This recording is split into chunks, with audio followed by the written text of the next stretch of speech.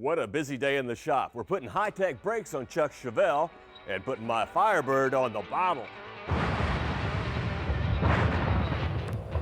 Today on Horsepower TV, Blue Thunder's back, and we'll put it through a suspension and brake upgrade, including everything from rotors and sway bar to springs and a new steering box. Plus, we'll pump up the power in our Project Firebird by installing a one-shot nitrous setup that ought to be good for 130 extra horsepower. All right, I think we're ready. So hang on for Horsepower TV.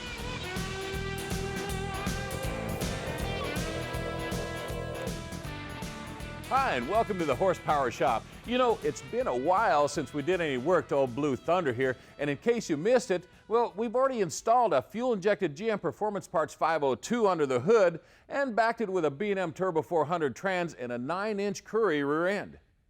No doubt about it, this thing will run with the best of them. Yeah, but today we got to put the brakes on, literally. Now, this thing came from the factory in '71 with disc brakes, but those 11-inch rotors and 30-year-old technology just aren't up to the task. So today we'll upgrade Blue Thunder's binders with a 13-inch Bear Claw system. Yeah, but first we've got to finish disassembling this front suspension. I tell you what, I got to get this thing up in the air a little bit further. Okay, while he handles that, let's look at the hardware. Bear makes its track system for most applications. They all come with 13-inch rotors and aluminum PBR 2-piston calipers. Now, we ordered ours with the taller B-car spindles here to increase camber gain and to help us maintain maximum tire contact patch. Now, to make that tall spindle system work, the kit also comes with these new tie rod ends and ball joints that have been machined to fit in the stock Chevelle lower control arm. Of course, while we've got the lower control arms out, we're going to replace those rubber bushings with these urethane pieces that we got from Performance Suspension. Now, the upper control arms are some tubular pieces that we got from Hotchkiss Performance, and they're shorter to work with that tall spindle. Of course, they also come with the right ball joint and urethane bushings already installed. All right. Now, before you start taking things apart, as always, make sure your vehicle is supported on jack stands. Then you can begin by taking off this caliper.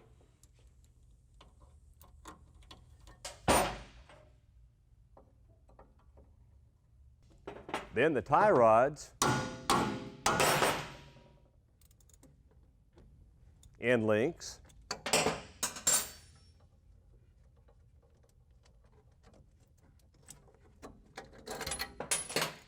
and shocks.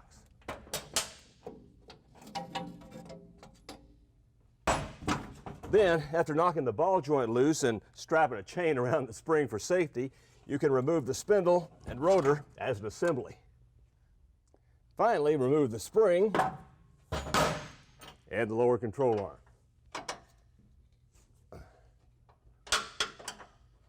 arm. And here's the upper control arm.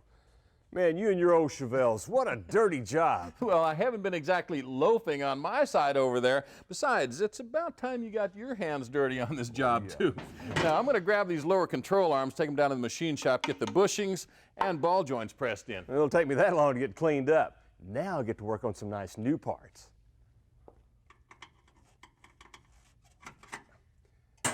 This stock rubber bumper here gets replaced by this new urethane drop stop. Of course, we need to replace it while the springs are out. These new Hotchkiss upper control arms are direct replacements for our stock pieces, and you can mount them up using the original hardware. Wow, they sure did a nice job on these control arms. Hey, man! Red light! Red light? Just as I thought, you've been laying down on the job again. Hey, I was just waiting on you. After all, it's time you spun a few wrenches around this place. Don't mind if I do. Wake me when it's over. I will. Just a little bit more. There we go.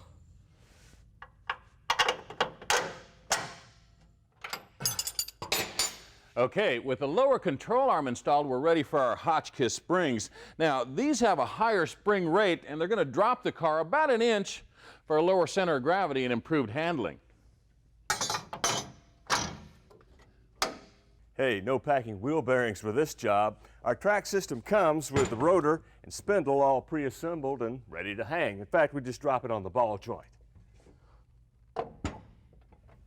We torque the upper nuts to 60 foot-pounds, lower ones to 80.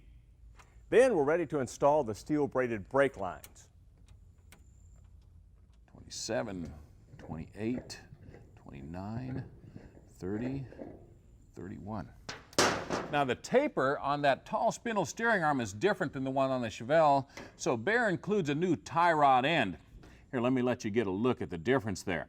Now, the best way to install that new tie rod end is to screw it into the tie rod, count the number of turns, make it the same as the old one. That ought to get you close enough to get to the alignment shop. Okay, while Chuck gets ready to install those tie rod ends, we're going to tie up some loose ones. With our sponsors, that is. Stay with us. We'll be right back.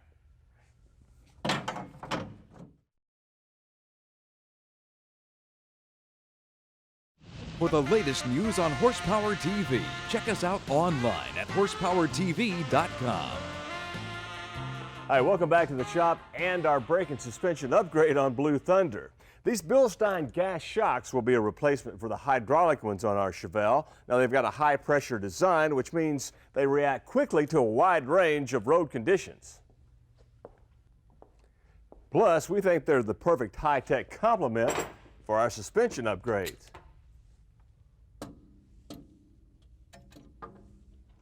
While Joe's bolting up our shocks, I'm going to show you our new sway bar. That is, as soon as I get this old one off. A few weeks ago, we located the rear end in Blue Thunder using Hotchkiss control arm, springs, and sway bar. Now, today we're going to finish the job by adding their front sway bar that measures a hefty 1.25 inches compared to this puny 1-inch stalker. Now, it's held in place with these urethane end links and these bushings. Now, here's a really neat idea. These bushings are greasable to keep them from squeaking.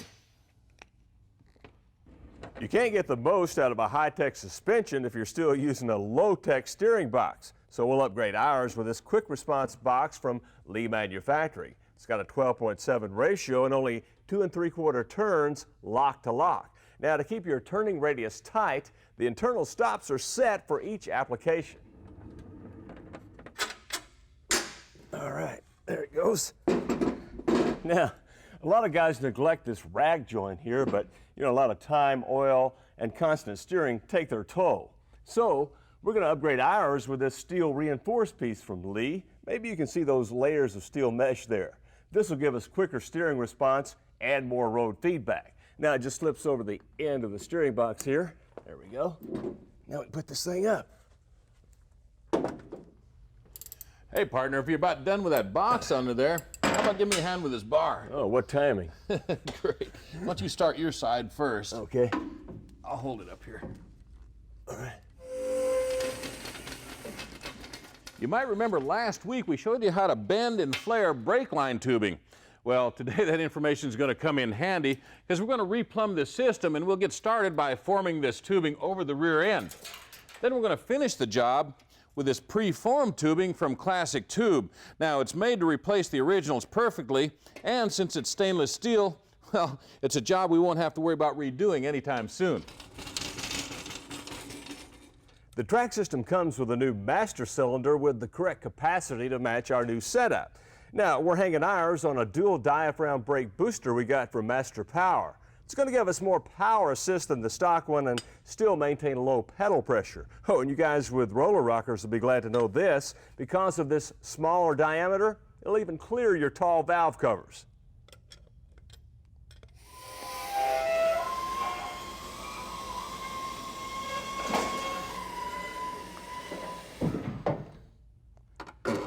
Okay, when we get this bolted up, we can hook up the brake pedal. Well, here's something that's going to help us get the most out of our new brakes and suspension. For rubber, we're using Dunlop's SP8000.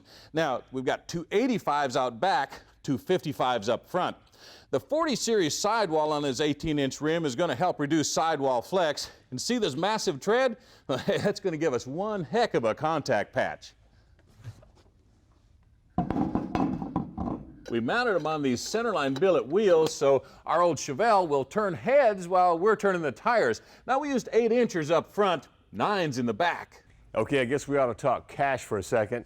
You can expect to spend about $700 for the suspension pieces, another $400 for the shocks, and the brake upgrade, well, that'll be about $1,300, less of course without the tall spindle option. Oh, and don't forget the wheels and tires. Now, ours set us back about $2 grand, and you can plan on spending the better part of the day out in the driveway or the better part of a weekend if you got a partner like mine. Hey, okay, enough about your car. Let me show you what I got for mine, and I'm gonna let you help me put it on. You're such a nice guy, but I guess that's know. a fair trade. All right, where is it? Wait a minute. Before we reveal our big plans for today, what do you say we bring them up to date on what we've done on my 91 Firebird so far? We gave it a bolt-on build-up by adding a new chip, intake, power pulleys, headers, and a catback exhaust. On our dyno jet, we were able to spin it up to 183 horsepower.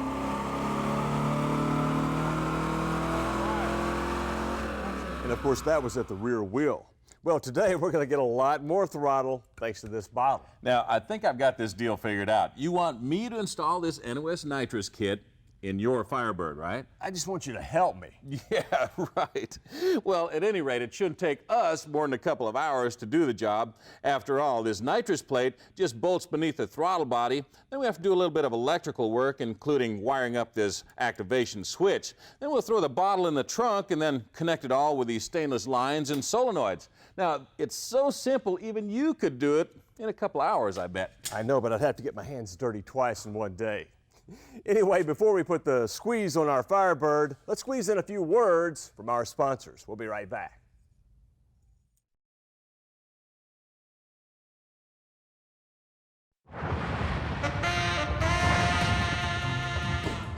Hi, welcome back to the shop as we get ready to bolt the bottle onto this 91 Firebird. But before we can put our new Nitrous System on, we got to take a few things off. After we disconnect the battery, we remove the air cleaner, linkage, vacuum and fuel lines, electrical connections, and finally the throttle body. Well, now we need to install a new center stud for the throttle body. This one's a little bit longer to compensate for the thickness of that nitrous plate. The gasket goes on next, followed by that nitrous plate. Make sure the nitrous bar is facing down so you're spraying nitrous into the motor, not upward. Then we can install the other gasket, followed by the throttle body.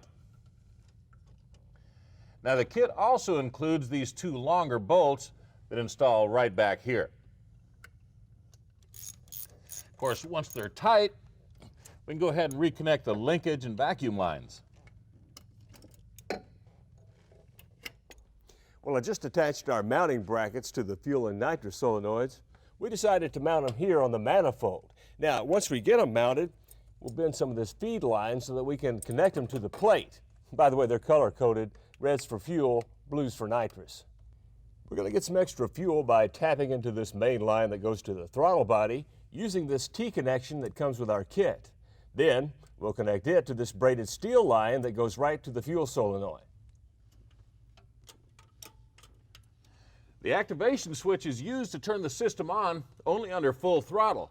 We mounted ours down here on the intake next to the throttle arm, then adjusted it so the microswitch only makes contact when we mat the gas.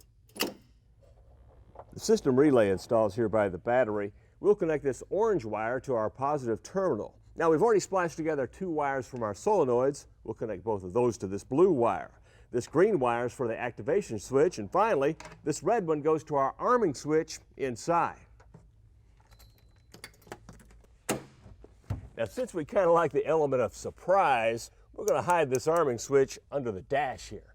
Then we can run our red lead from the relay to here, a wire from a 12-volt source that's on with the keys on only here, and this third one, well, that's for a ground. We decided to put the bottle back here in the trunk, and I've already bolted it to the trunk pan. Now, one thing you want to remember is to have easy access to the valve here so you can turn the nitrous off and on. I've also drilled a hole back here in the corner of the trunk so that we can feed our line through and route it along the driver's side frame rail. Now, when you're routing the nitrous line, make sure that you use grommets wherever it passes through sheet metal to keep it from chafing. Now you also want to keep it away from any heat, moving suspension parts or rotating components, and of course tie them in place with these tie wraps. The system is tunable with these different sized jets, and they install right here on the nitrous plate.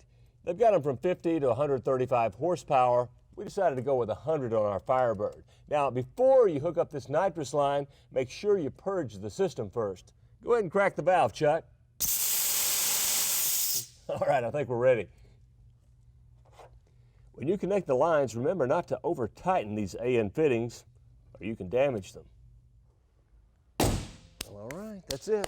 Hey man, I told you it was an easy job. Yeah, but we ain't done yet. Let's take her for a pass. Well, since it's your car, I'm going to let you empty the first bottle. How about that? You're a pal. Come on.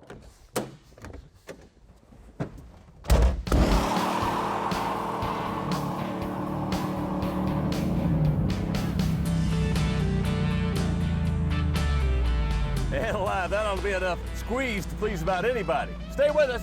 We'll be right back.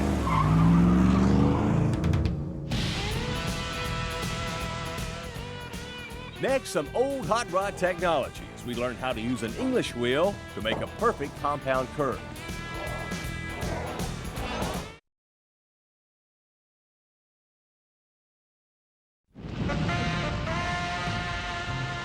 Welcome back. And here's a welcome sight, a street rod modified for ultimate coolness with a top that's been chopped. Now, as you can imagine, chopping a top not only requires a lot of experience, but at least a couple of weeks of cutting, welding, and matching compound curves like this sail panel. How is it done? Well, with patience, practice, and a piece of hardware that goes back more than a century.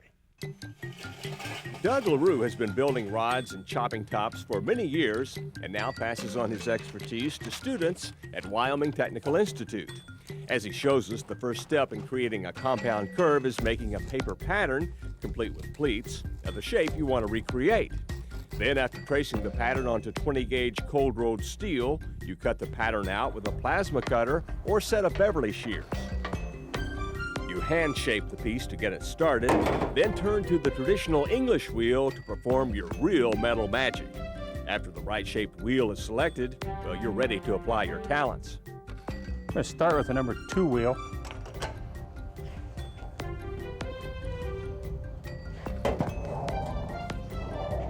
There's a wheel on the bottom that puts tension on the metal, and by putting more tension on that lower wheel, you're going to see a compound shape come a little bit quicker. Mostly the English wheel does stretching, but whether you know it or not, you're actually on the ends, you got to come back and actually bunch the metal back together, which is shrinking. Very important to keep your tracking as close as possible to keep from putting grooves in the panel and to make the compound curve appear faster. It's a back and forth process, working the metal, test fitting, and working it some more. For Doug, of course, the goal is to pass the rare yet valuable skill of mastering an English wheel to a new generation of car crafters. I suppose maybe somewhat of a dying art in a way, but it's great to help share that knowledge and to have them know and understand compound curves and how to work with compound curves. Because overall, it gives you a better finish on your project. There's less filler work. Overall, it gives you just better craftsmanship. Man, looks like you guys did a perfect job on that piece. Well, thanks, Joe. And that's how you build a sail panel or make any kind of compound curve. Of course, to do it, you got to have one of these. Stay with us. Hot Parts is next.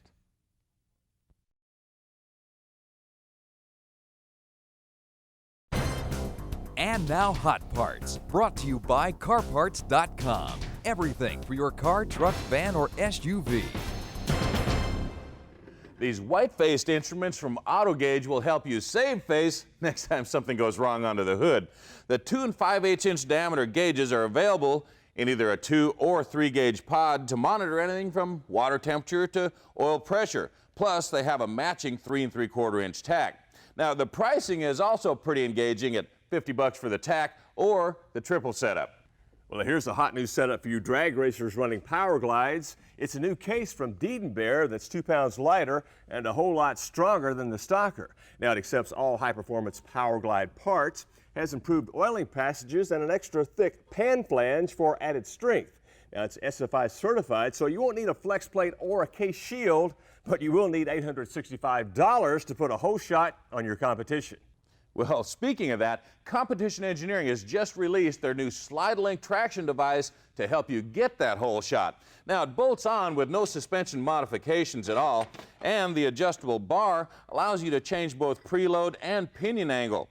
Now, they're claiming about a 0.5 reduction in 60-foot times over a typical slapper bar setup, and you can expect about a $300 reaction time out of your wallet. Well, that's it for Hot Parts for this week. Here's a look at next week's show. Take cover for a small block shootout.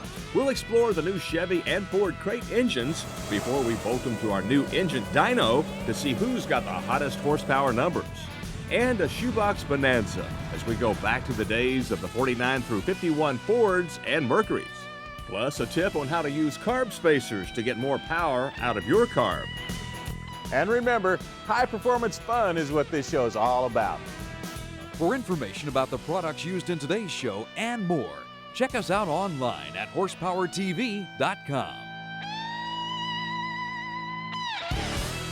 Horsepower TV is an RTM production.